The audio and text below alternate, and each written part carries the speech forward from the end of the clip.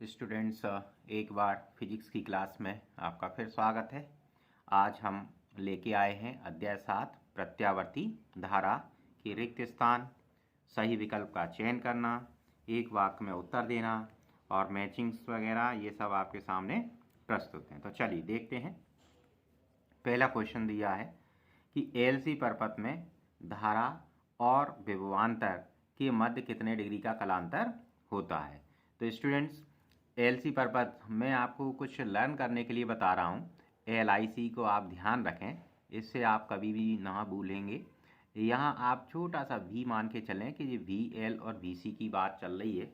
जब L I में बात हो, ध्यान रखो, जब परपथ में क्या लगा हो, एल हो, तो उसमें आप देखते हैं कि वी एल जो वोल्टेज है उससे धारा पश्चगामी होती है। और जब बात हो रही है किसकी, सी की, है ना, जब सी की बात हो,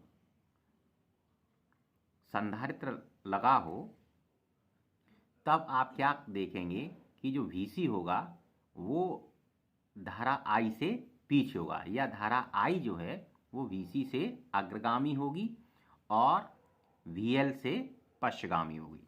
यहाँ एलसी परपथ की बात चल रही है, तो आप ये देखना करंट जो है वो बीच में आ रही है। इसका डायग्राम कुछ इस प्रकार से बनेगा। यहाँ हम आई को शो करते हैं, तो ये भी 90 डिग्री का एंगल बनाता है यहाँ भी, ठीक है, और यहाँ भी 90 डिग्री का एंगल बनाता है। तो कहने का मतलब ये है कि वोल्टेज के साथ जो धारा, विभवांतर के साथ जो धारा के बीच जो कलांतर बनता है वो कितने डिग्री का बनता है, 90 डिग्री का बनता है। स्टूडेंट्स, इसे ध्यान रखें आप। किसी प्रत्यावर्ती धारा परपथ में शिखर मान I0 और IRMS में क्या संबंध होता है। तो स्टूडेंट्स, इसका एक फॉर्मूला होता है, आपको ध्यान रखना है कि I0 बराबर √2 IRMS, root mean square. Okay, तो इसे आप ध्यान रखें। चलिए अब देखते हैं। ऊंचाई ट्रांसफार्मर की प्राथमिक कुंडली में फेरों की संख्या द्वितीयक की तुलना में क्या होती है। यानी दो कुंडली लगी रहती हैं, प्राइमरी और सेकेंडरी। तो स्टूडेंट्स, इसको आपको ध्यान रखना है। ऊंचाई को इंग्लिश में कहते हैं स्टेप अप। अप माने बढ़ाना, ठीक है। तो बढ़ाने से मतलब ये है कि निश्चित रूप से प्राथमिक कुंडली जो होगी उसमें क्या होंगी, संख्या कम होगी फेरों की, और द्वितीय कुंडली में फेरों की संख्या जो है वो कैसी होगी, ज़्यादा होगी। इस प्रकार से तभी तो स्टेप अप हो गया, बढ़ गया। और स्टेप डाउन अगर हो, अपचाई हो, तो ध्यान रखना है कि प्राथमिक हमें घटाना है कोई चीज़, तो प्राथमिक कुंडली में ज़्यादा होगी और द्वितीय कुंडली में क्या होंगी, कम होंगी। ओके स्टूडेंट्स, ये आपको ध्यान में रखना है। चलिए, प्रत्यावर्ती धारा मापने के उपकरण प्रभाव पर आधारित होते हैं। तो भाई ये किस पे आधारित होते हैं, ऊष्मा पे आधारित होते हैं, ठीक है, ऊष्मीय प्रभाव पर ये आधारित होते हैं।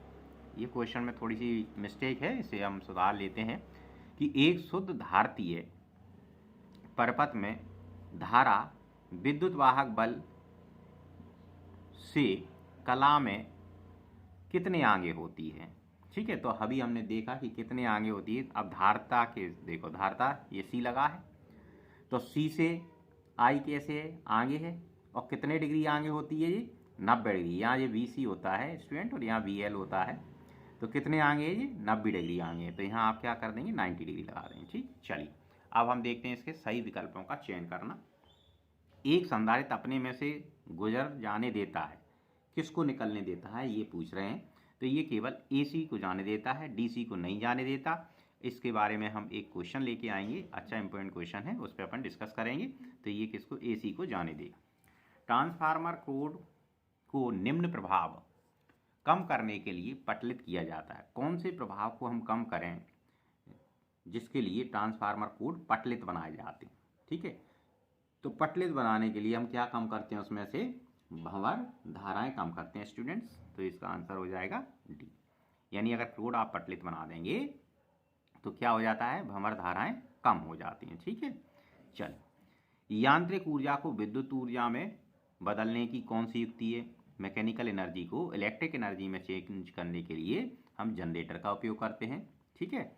चलिए, भारत में घरों में दी जाने वाली विद्युत धारा की आवृत्ति कितनी होती है। तो इंडिया में जो विद्युत धारा दी जाती है उसकी जो फ्रिक्वेंसी होती है वो कितनी होती है, 50 हर्ट्ज मानी जाती है। ओके स्टूडेंट, प्रत्यावर्ती धारा का शिखर मान I0 है, एक पूर्ण चक्र में इसका औसत मान कितना होगा भाई, 0 होगा। क्या होता है कि इस प्रकार से AC करंट चलती है तो जितना पॉजिटिव रहता है उतना ही उसका एम्पलीट्यूड निगेटिव रहता है, तो इसलिए इसका कारण मान जो पूर्ण चक्र की जो वैल्यूज आती है वो क्या आती है, 0 आती है। ओके, प्रतिघात का ऐसा ही मात्रक लिखिए। प्रतिघात क्या होता है, एक तरह से प्रतिरोध है और इसका मात्रक क्या होता है, ओम होता है।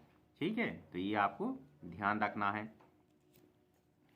वाटहीन धारा का क्या अर्थ है, तो वाटहीन धारा का क्या अर्थ है, ये एक डेफिनेशन है। ठीक है, वाटहीन धारा का आपको मतलब ये होती है कि पी एवरेज जो वैल्यू है वो कैसी हो जाए, 0, यानी औसत शक्ति का मान क्या हो जाता है, औसत शक्ति 6 का मान कितना हो जाता है, 0 हो जाता है। तो इसे अपन क्या कहते हैं, प्रतिघात कौन सी धारा कहते हैं, वाटहीन धारा कहते हैं। ठीक है, इसको अगर परिभाषित अगर आप करना चाहते हैं तो इसको परिभाषित हम कुछ इस प्रकार से बता सकते हैं कि वाटहीन धारा के बारे में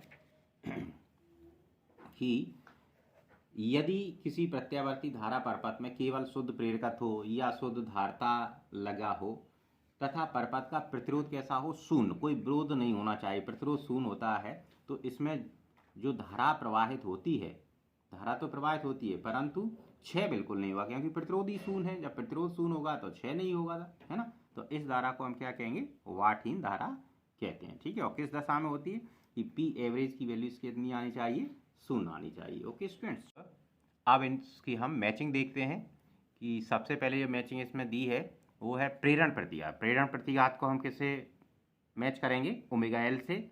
अब आता है धारतीय प्रतिघात। धारतीय प्रतिघात आपका मैच होगा 1/ओमेगा 1/2 पाई FC, आवृत्ति है F।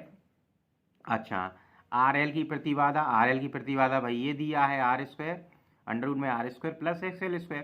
अच्छा, ये थोड़ा सा गलत दिया है, RC दिया है, RC होता तो R² प्लस XC² हो जाता, और इसमें आंसर अलग दिया है तो अपन इसको LCR कर लो। क्या कर लो, LCR। तो LCR परपथ की जो प्रतिबाधा होगी वो आपका ये नंबर है। तो इस प्रकार से स्टूडेंट्स आप इसकी मैचिंग कर लेंगे। चलिए कुछ क्वेश्चंस पर हम और चर्चा करते हैं। तो इसके लिए मैं ये लेके आया हूँ प्रत्यावर्ती अल्टरनेटिव करेंट्स के और मल्टीपल चॉइस हैं, काफ़ी इंपॉर्टेंट हैं, तो स्टूडेंट्स इनको भी आप एक बार देख लें। चलिए स्टार्ट करते हैं। एक पूर्ण चक्र में प्रत्यावर्ती धारा का औसत मान कितना होता है, काफ़ी इंपॉर्टेंट क्वेश्चन है, और मैंने बता ही दिया है कि एक पूर्ण चक्र में औसत धारा का जो मान होता है इसमें कितना होता है, 0 होता है स्टूडेंट्स। ठीक है, प्रत्यावर्ती विद्युत वाहक बल का जो शिखर मान है वो V0 दिया है और वर्ग माध्य मूल दिया है वो VRMS दिया है। तो कितना हो जाएगा, इसकी वैल्यू हो जाएगी आपकी VRMS बराबर 0.707 V0। एक संधारित्र अपने में से गुजर जाने देता है, तो हमने अभी अब बताया कि संधारित्र में से अपने में से क्या जाने देता है, केवल AC को जाने देता है स्टूडेंट्स, तो इसे ध्यान रखना है आपको।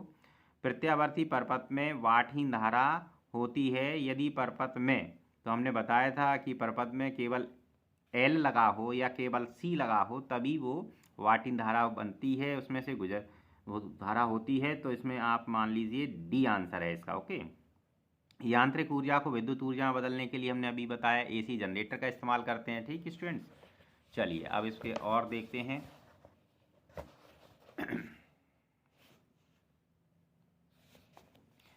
किसी प्रत्यावर्ती धारा परपथ में धारा का शिखर मान I0 व आभासी मान IRMS है, तो इनमें क्या संबंध बनता है स्टूडेंट्स। तो हमने अभी बताया था कि I0 बराबर जो आपका रिलेशन बनेगा I0 बराबर √2 IRMS। ठीक स्टूडेंट्स, चलिए अब इसको और देखते हैं हम। क्वेश्चन नंबर 7, प्रत्यावर्ती LCR परपथ में धारा का न्यूनतम मान क्या होगा। धारा का न्यूनतम मान धारा न्यूनतम होगी, क्या पूछ रहे हैं, धारा का मान न्यूनतम होगा जब क्या होगा, XL माइनस XC का मान कैसा होगा, अधिकतम होगा स्टूडेंट्स। ठीक है, तो 7 का इसमें क्या आएगा, DI। शुद्ध धारिता वाले प्रत्यावर्ती परपथ में औसत शक्ति वह, देखो शुद्ध धारिता तो हमने बताया था कि शुद्ध धारता हो या शुद्ध प्रेरकत्व हो तो पी एवरेज जो होता है वो वैल्यू कितनी आती है, औसत शक्ति क्षय कितना आता है, 0। तो इसमें क्या हो जाएगा, शून्य। यही वाट इन धारा की कंडीशन है। ओके स्टूडेंट्स, भारत में घरों में दी जाने वाली विद्युत ऊर्जा की आवृत्ति कितनी होती है, 50 हर्ट्ज होती है। प्रत्यावर्ती धारा के मापन हेतु एमीटर एवं वोल्ट मीटर आधारित होते हैं। तो वोल्ट मीटर प्रत्यावर्ती धारा का हमने बताया था कि किस पे काम करते हैं, ऊष्मीय प्रभाव पर। ठीक है, तो इसको ध्यान रखना है आपको, ऊष्मीय प्रभाव आ जाएगा इसका। चलिए अब हम इसे में देखते हैं कि फिल इन द ब्लैंक्स दिए हुए हैं, तो इनको भी थोड़ा सा चर्चा किए लेते हैं। प्रेरित विद्युत वाहक बल उत्पन्न होने का क्या कारण है। प्रेरित विद्युत वाहक बल उत्पन्न होता है चुंबकीय फ्लक्स में। पिछले लेसन में हमने 6 में ये काफ़ी डिस्कस किया हुआ है। ओके स्टूडेंट, प्रेरकत्व की डायमेंशन निकाल लीजिए। प्रेरकत्व की डायमेंशन कितनी होती है, M L square T minus 2 और ए माइनस 2 होती है। ठीक, इसको आपको ध्यान रखना है। अच्छा, आदर्श युग्मन में युग्मन गुणांक के का मान कितना होता है, 1 होता है स्टूडेंट्स। इसको ध्यान रखें, के का मान कितना होता है, 1 होता है। ट्रांसफार्मर में इसका इस्तेमाल किया जाता है। आदर्श प्रेरकत्व का ओमीय प्रतिरोध, आदर्श प्रेरकत्व का ओमीय प्रतिरोध कितना होता है, 0 होता है भाई, इसको ध्यान रखें आप।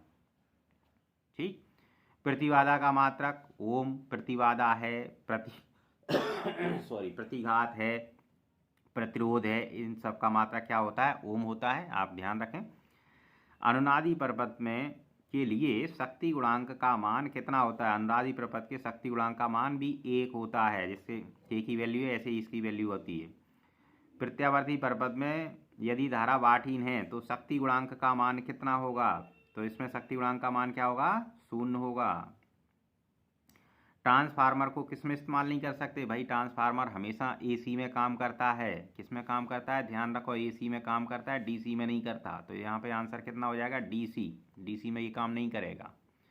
एक शुद्ध धारतीय परपथ में, तो धारतीय परपथ में धारा विद्युत वाहक बल, तो हमने तुम्हें बताया है LIC। LIC में तुम देख रहे हो कि धारा जो है विद्युत वाहक बल से कितने आगे है, 90 डिग्री आगे है ना। इसको आपको ध्यान रखना है। ये और ये तुम्हारा VC, ये VL और ये I, ये 90 डिग्री पीछे है, यानी धारा 90 डिग्री आगे है इसमें, और VL में धारा 90 डिग्री पीछे है। तो यहाँ पे कितने 90 डिग्री आगे हो जाएगी। प्रत्यावर्ती धारा मापने के उपकरण किसके बनाए जाते हैं, ऊष्मीय प्रभाव पर आधारित होते हैं। ठीक, ध्यान रखना है। प्रेरण प्रतिघात, देखो फिर आ गया, प्रतिघात आए, प्रतिबाधा आए और प्रतिरोध आए, ये सभी की मात्रा क्या होते हैं, ओम होते हैं, इन्हें ध्यान रखना है। चलिए ये मैचिंग देख लीजिए आप एक बार, फिर आ गए हैं, वही मैचिंग है लगभग। प्रेरण प्रतिघात कितना होता है कि ओमेगा एल होता है। धारतीय प्रतिघात कितना होता है, 1/2 पाई FC होता है। ठीक है। अच्छा, RL की प्रतिबाधा √R² XL² होती है। RC की प्रतिबाधा R² XC² होती है। और LCR की प्रतिबाधा कितनी होती है, R² + XL - XC का होल स्क्वायर। ठीक है student, thank you very much to joining our class. और अभी तक आपने चैनल सब्सक्राइब नहीं किया तो प्लीज़ सब्सक्राइब कर लीजिए। आपको ऐसे ही इंपॉर्टेंट क्वेश्चंस मिलते रहेंगे जो आपकी परीक्षा के लिए बहुत ही उपयोगी हैं। और एक ही क्वेश्चन पे हम एक्सप्लेन करेंगे, डिस्कस करेंगे क्यों और कैसे ये आए हैं। और आपको जो भी क्वेश्चन में प्रॉब्लम है तो कमेंट बॉक्स में आप ज़रूर बताएं, तो हम उस प्रॉब्लम को सॉर्ट आउट करेंगे। Thank you very much.